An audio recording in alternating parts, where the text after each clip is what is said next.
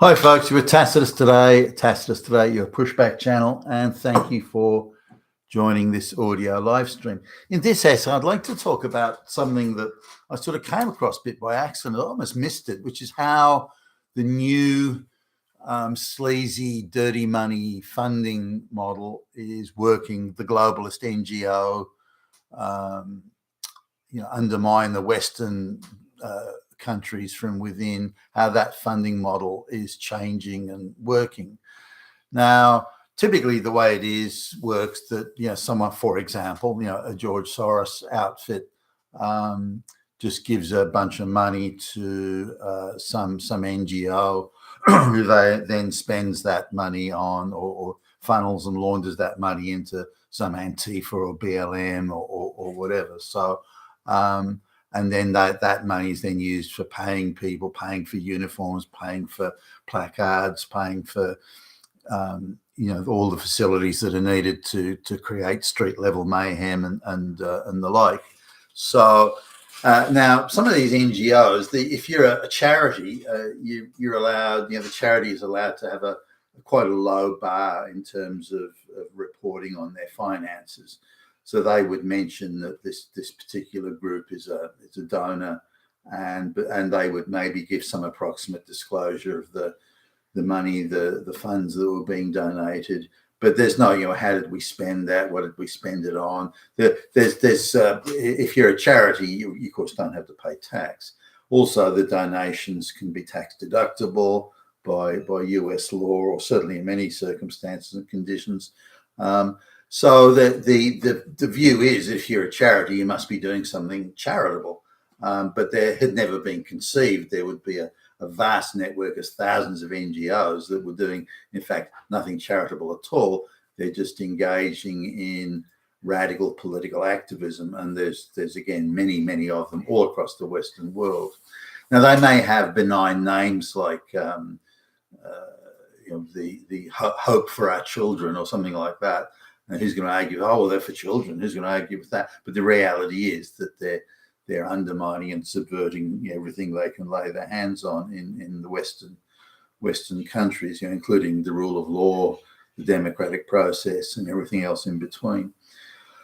But what caught my ear, and I nearly missed it, and I had to go back to it when I saw it a second time, was the donation model and the way money is being funds value, if you like, is being laundered and provided by these activist groups to other activist groups. So you've got backroom activism and street level activism, for example. So somebody was being queried in one of the Senate committee hearings in the United States, and the thing was, well, this group isn't listed as a donor. This Soros group isn't listed as a donor, so why is that? And the guy being questioned just casually mentioned, "Oh, they don't give us money; they just provide us backroom support services." And then it moved on. So the senator or whoever it was asking the questions, didn't jump all over. I spotted, and I thought, I wonder what that means. They just give us backroom services. I assumed that meant, say, something like IT services, where, or maybe a backroom accounting or something like that. Maybe it was offshore, being done in the Philippines or India to try and save some money. It didn't really register. And I saw it again, and it came up again with another frontline activist group. But this time it was a government quango. So these guys were pretty much taxpayer funded, and they were to do with discovering or supposedly developing new ways of policing.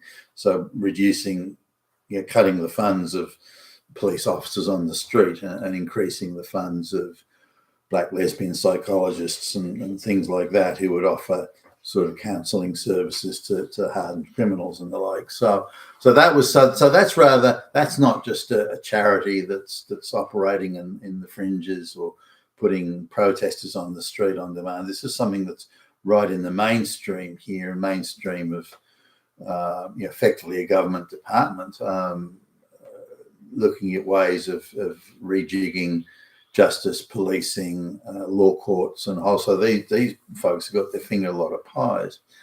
And the thing that came up in the questioning, which again the senator missed completely, was the guy being questioned. Oh no, they just provide back office services.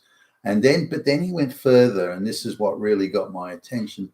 They provide back office services such as recruitment and HR administration and lobbying and so on. So that's straight away I looked at that and thought, well, hold on a minute, that's quite a departure from just giving a bunch of cash. So the funding model is vastly different in the way it's delivered. Now these services may be worth millions, but they're not recorded as such. They're, if you like, a bartering or services in kind, but there's no value put on them.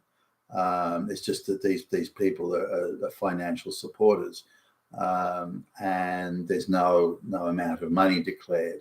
So doing just a little bit of digging into this particular outfit has, in the United States, over 2,000 people on the payroll. And if I've understood it correctly, and it's a bit difficult because it's somewhat opaque being a charity, but this Soros-funded activist, and the commitment, if you go back a couple of steps, their commitment is to create a whole new world where straight white Christian people don't figure anywhere in the structure, and where there's no such thing as a white majority country, and so quite radical, white replacement type attitudes and views.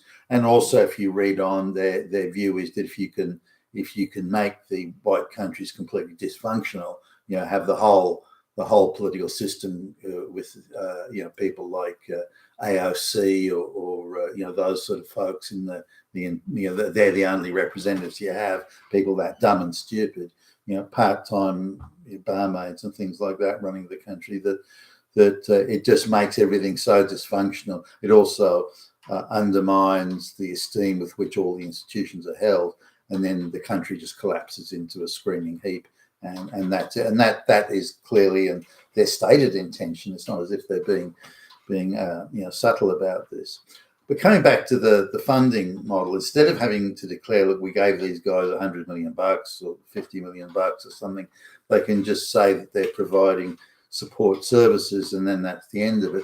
But here's the thing: they control all recruitment, so they decide who gets employed in these places, and they have a conga line of activists, known activists, that they just move around from one NGO to another, one government department to another, one quango to another, one street protest to another. So they've got a large pool of activists into the universities, and which is again this conga line. So they control all this stuff. They can also take over entire human resource departments.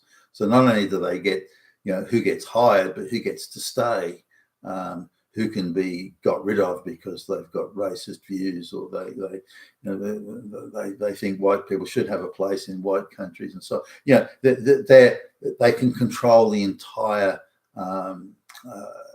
again the human resource. Everyone that works there, everyone that gets hired into these places can be completely vetted for ideological purity.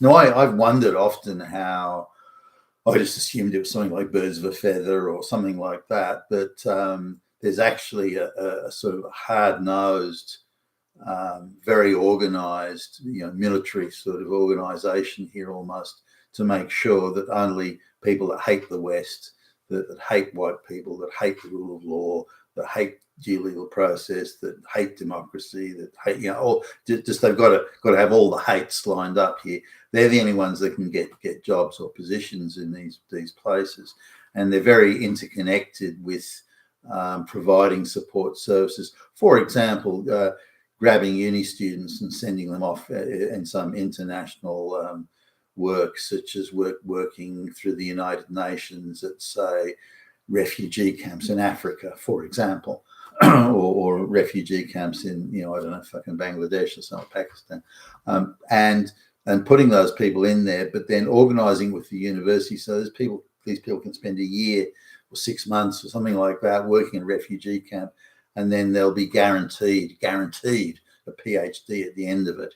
even though they've done nothing, no work to no academic work to warrant the PhD. It's ideological services delivered in return for a PhD. So there are all these things going on. So all these backroom services.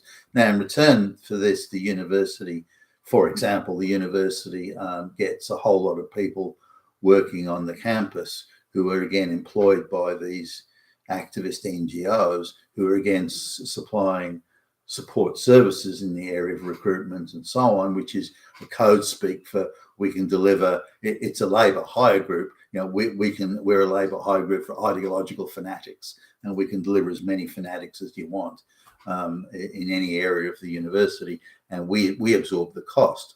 So the university can score 100 new for example, 100 new employees, but it's all paid for by someone else, all paid for from dollars that come from outside. And using these barter funding models, they can move their activists around to anywhere you want. If they're planning major BLM street riots, for example, then they can flock activists, radical activists, into all the NGOs around Portland in the United States. Suddenly they've got a whole army of experienced sort of foot soldiers in there that, again, all paid for from outside the system. And you wouldn't see it. You can't trace the money here. You have to go and trace the services. So all the computer services, human resources, the accounting, backroom accounting, and moving money around through dark money webs, delivering activists onto the street, all this sort of stuff are part of the backroom support services delivered. But it's now opaque. You can't see it. You don't know what money was spent where and on what. They could be employing hundreds, if not thousands of people, for example, street protesting mobs. They could be employing those, but there's no money to go and follow. You have to look at the support services as being an equivalent to and tantamount to a direct cash donation. But the difference is that whole support structure of experienced foot soldiers to do demonstrations, to spread mayhem, ideological fanatics that are well trained and hyped up and so on, and radicalized, ready and radicalized out of the box. They control that backroom sort of subset infrastructure, which they can deliver to the frontline NGOs at any time, but without there being a financial transaction. And that's something that really needs to be understood and looked at. You've been with Tacitus today, your pushback channel. Thank you for listening.